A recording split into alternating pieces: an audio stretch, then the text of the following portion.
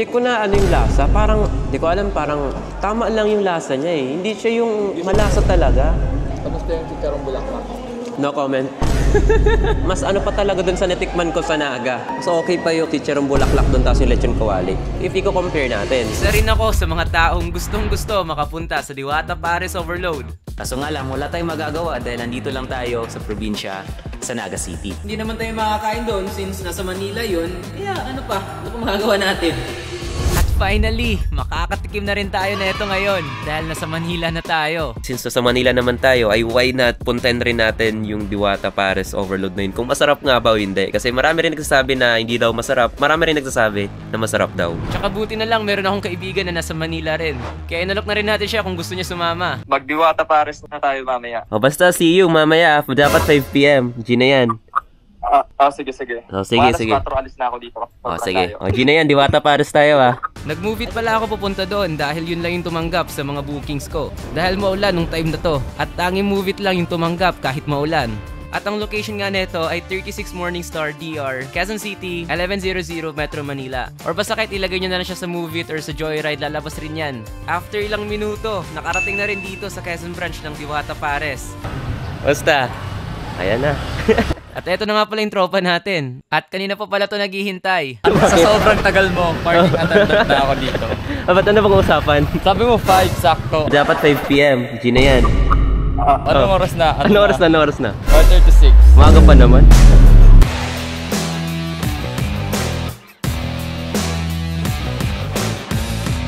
For sure, Diwata Pares Overload, di ba? Kanto style. Ano sa tingin mo? Diwata Pares Classic na lang tayo? No? Overload kasi dyan siya na nakilala. Sa Pares Overload, okay, sige. Diwata Pares Overload. Parang gusto rin i-try yung sisig nila. Tapos yung Seek and Joy. Oo. Feeling ko gusto yung Seek and Joy lang. Seek and Joy.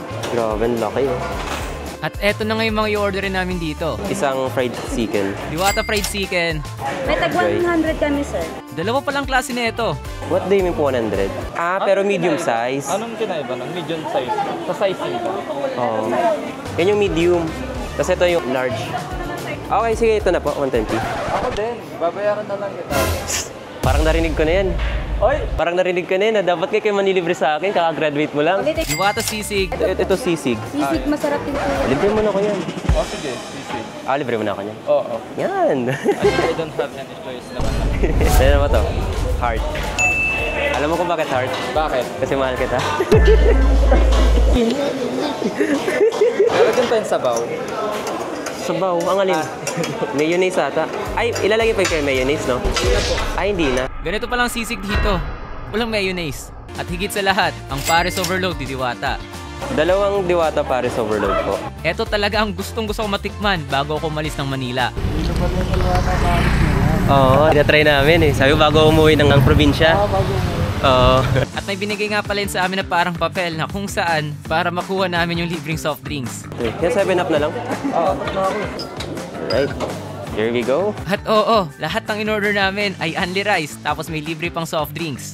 So, ito yung order natin. Diwata Pares Overload, Diwata Pares Sisig, and itong fried chicken na 120 pesos. I'm excited na to taste this out kung masarap nga ba o hindi. At least sa wakas, nakapunta rin tayong Manila para lang dito.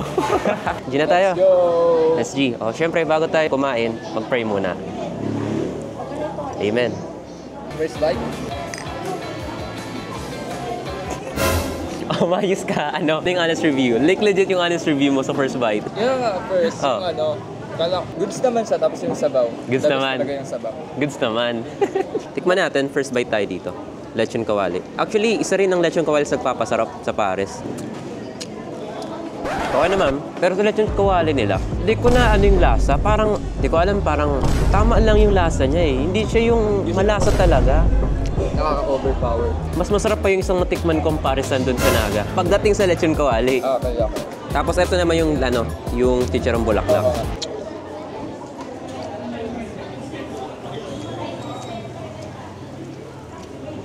Kamusta yung chicharong bulaklak? No comment. Siguro kahit hindi na siya crunchy kasi nababad mo sa sabaw. Tama, hindi siya crunchy yung chicharong bulaklak. Oo. Pero ano siya eh, tawag doon, chewy. Yan. Mas ano pa talaga doon sa natikman ko sa Naga. So okay pa yung chicharong bulaklak doon tapos yung lechon kawali. If i-compare natin. Pero again, syempre for the price. Sa bagay, okay na rin yung 100 pesos. Goods na rin. Okay. Yeah. Solid talaga. I mean like considering the price, di ba? Okay na rin to. Okay na rin yung panlasa, pang mga pantawid gutom rin. Isip mo may ano pa eh, may drinks pa. 5 pa. Take note, Anli rice at Anli sabaw. Sulit na sulit talaga. Sa lahat ng nandito sa Paris ni Diwata, yung lechon kawali yung pinakagusto ko. Oo, the best talaga yung lechon kawali. Compare dito sa chicharong bulaklak sa ano, lechon kawali talaga. Pero the best talaga yung sabaw guys, legit. Pagdating sa sabaw, trip ko yung sabaw ng ano, Legit talaga. nung Diwata Sarap, Paris. guys. Ako naman first taste, Yeah. first bite.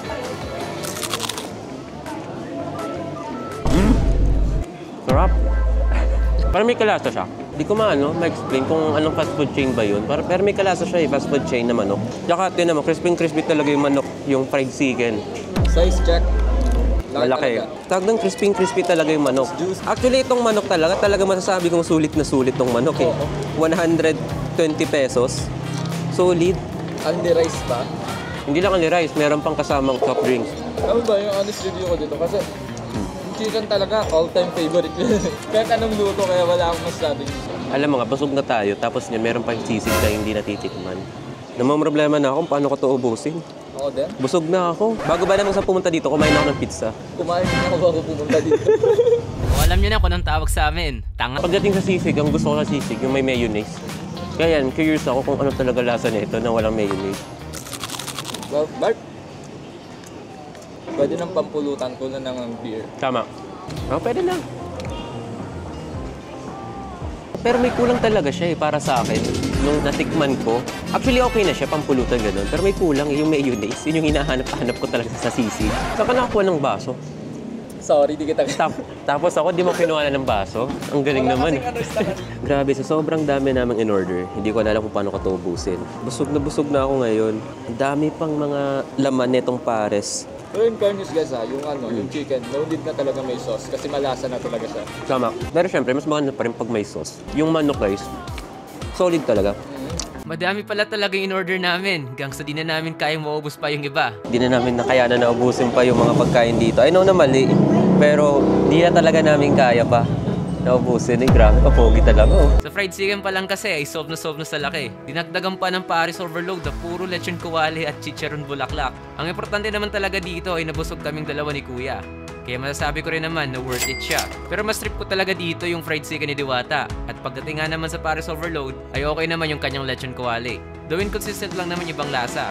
Nasa sa inyo na yun kung marte kayo. At sa kanyang chicharon bulaklak, no comment pa rin. Pero bawing-bawi rin sa kanyang only rice tapos soft drinks. Dito ko rin masasabi na talagang mabenta yung Diwata Paris Overload ay dahil sa kwento ni Diwata. At dahil na rin mismo kay Diwata ito.